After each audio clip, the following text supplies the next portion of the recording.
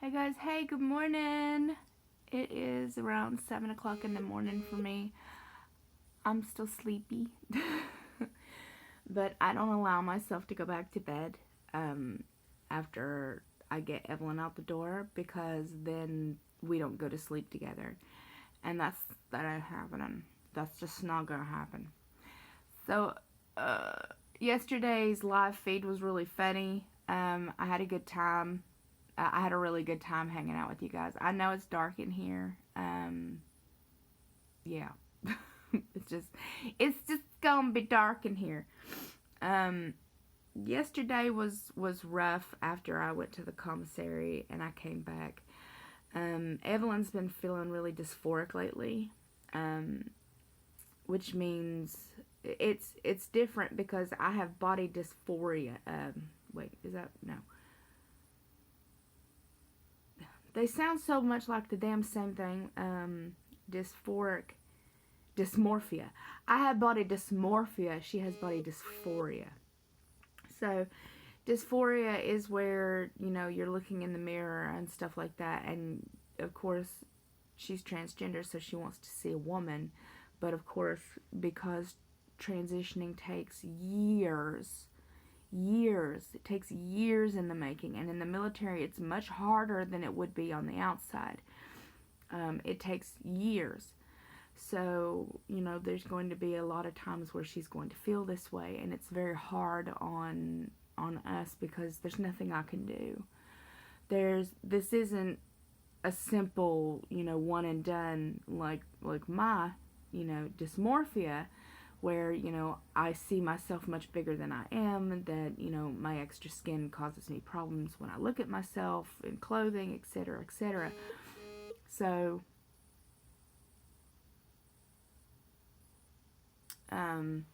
sorry, somebody wrote me. So, it's been very hard for us because, again, there's literally nothing I can do. Nothing. I can't help her, other than just kind of sit back and support her the way she supported me all these years.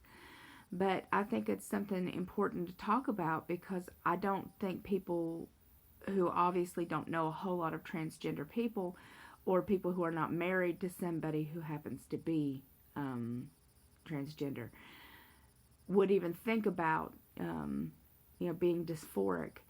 So it is a form, it can be very depressing. Like, it can be just like us, just like a lot of us who see our skin and see the rashes and see ourselves in clothing and see ourselves different than the way we actually look. That can cause us a lot of depression and anxiety and stuff like that. Well, it's the same thing for her, except probably 1,000 times worse, because there's literally nothing that she can do to change that. She's 6'7". That means that my beautiful wife is going to have a much harder time than most people who are transgender trying to transition, because again, she's 6'7". That's a very large number, and this is not a choice. Okay, so this isn't something that she chose. This is something that she's been her entire life. And people have asked me, how long have I known? Forever. Like, I've known forever. That's why switching from husband and Matthew was seamless for me, because I've known for a very long time. It's just, it wasn't my story to tell. When she decided to tell the story, then I could talk about it. But if you tell me a secret, I ain't telling nobody else. Like, that's just who I am. You tell me something and I'm just like, okay, well, this will be in here until the day I die, unless you give me permission to talk about it, because I just don't do that. There are people that I no longer talk to that, I have all kinds of stuff that floats around in my mind that I could talk about, but I would never do it, because that's what a secret is. Somebody tells you something in the strictest confidence, it doesn't matter if you talk to them every day or you never talk to them again. I don't break that confidence. I just kind of let it go. So, A lot of times you guys ask me questions, and I'm like, if she's not ready for those answers to be answered, those questions to be answered, then that's not part of my story to tell, and I can't, and I won't say anything until she's ready. I will be going to the gym today because I need it. Weirdly enough, I was supposed to start my lady time yesterday, and it didn't come. So I'm a little worried about that. Could be vitamin related. No, I'm not pregnant, so please don't. My body does not work that way, and all it'll do is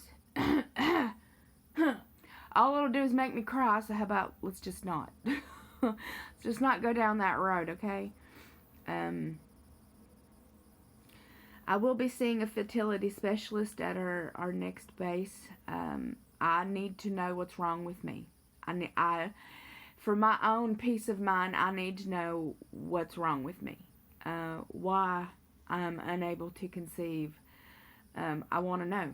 I want to know if there's just something wrong with my uterus, if there's something wrong with my fallopian tubes, if there's something wrong. I need to know if it's hormone. I need some kind of fucking answers, and I can't stand not having answers. You guys know that about me. I cannot deal with not knowing something. And the longer that I don't know something, the more my imagination hypes it up, and the worse it's going to be in my head. So that's what I deal with. I deal with, well, fuck. It could be this. It could be that. It could be, oh my God, do I have this? Oh my God, is this it? Is this, oh Jesus, am I just barren and I'm never gonna, you see what I'm saying? So I want to see a specialist when I get to my new place, because I want to know what's going on with me. Yeah. Phone's telling me that it's a dime, and I'm like, shut up. But it's important for me to really finally get down to the nitty-gritty on finding out what the hell's wrong with my body, because I'm tired of feeling like this. I'm tired of being stressed out, that my body just doesn't want to work for me. And with everybody and their grandma getting pregnant this year, and everybody and their grandma having, these beautiful babies, and I just sit here like, okay, I've lost 290 some odd pounds. The fuck is wrong with my body? You told me that if I lost weight that, I would no longer hurt. Well, that's a lie. You told me that if I lost weight that, I'd feel so much better. Again, that's a lie. You told me that if I lost weight, I would have a better chance of getting pregnant. Apparently, that's a fucking lie. So, what is wrong with me? I have to know what is wrong with me. I cannot stress enough. I must know what the fuck is going on down there. And if there is no chance, I want it out. Like, I don't want to deal with it anymore. I want my fucking uterus taken out, and I don't want to have to deal with periods and the god-awful cramps and the miserable bullshit that I have to go through every other month. Now, mind you, not every woman has a period every month. Like, I did need to put that out there. Some women, and it's normal, have a period every other month. Some women have a period, every 2 or 3 months. It can be a normal thing, especially when you're more athletically active. And I am athletically active, even though I'm not an athlete, obviously. But a lot of women don't have their periods regularly when they work out a lot. So it can definitely be that, or there could be something wrong down there, and I just need to have it really, really looked at. So I haven't been seen and looked at really in about 2 years. So it's time. As far as like my mental state, guys, like I'm just ready to go get my dogs, and I'm ready to move, and I'm ready to get to my new damn station. Like, that's pretty much where I'm at right now. I'm ready to get out of Korea with my baby and go get my angels. I miss my baby girls so fucking much. If you didn't see my video yesterday, then you don't probably know. I'm moving to Virginia to stay with my best friend Janet for a little while until we actually get stationed somewhere. The reason being is that my mother-in-law has moved into a 3-story, she's on the 3rd floor, and there's no elevator. So there's 3 stories of steps that go up to her apartment. I need a hip replacement. I have terrible joints. I cannot be going up and down them steps 12 times a day. It's not going to happen. Not 3 flights of stairs. That'll wear my hip out quicker than what I'm doing now. I can't handle it. like I just can't handle that.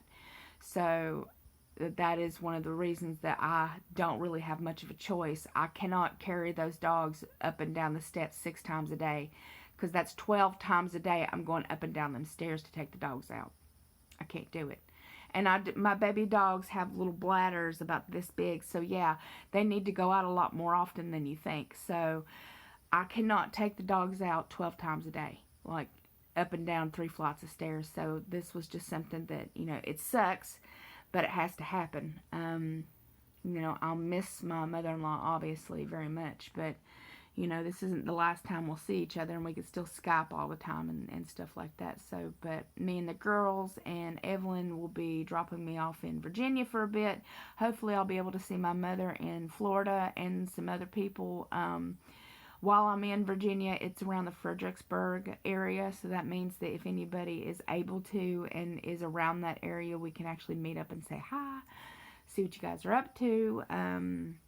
I would like that. And when I go down to Florida, the same thing. I'll probably take a week and travel down to Florida to go see my mama, go to Disneyland and all that fun, world and all that fun stuff. So I love your beautiful, gorgeous, amazing faces. I hope everyone's having a wonderful day, no matter where the hell you happen to be in the world.